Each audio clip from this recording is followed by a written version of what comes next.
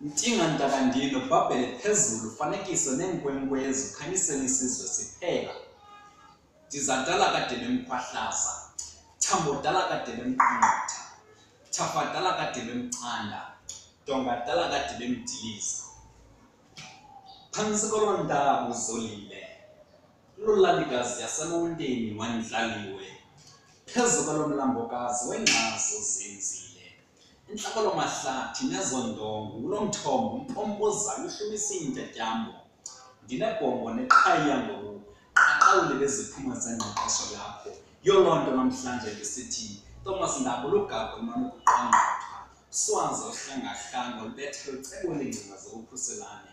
Usisabhoqo sibhexeshela kwindlela engqiqo nengqondi, iingcali neengcaphephe. Uluhlohlile ulwazi, uzixoxile ingqondo, uqonda isiqwini wafunza engqondweni waqheleza ebuqini. Ntinga ntakandini, qaqandi lompumelelo, mthombo ondine ulwazi.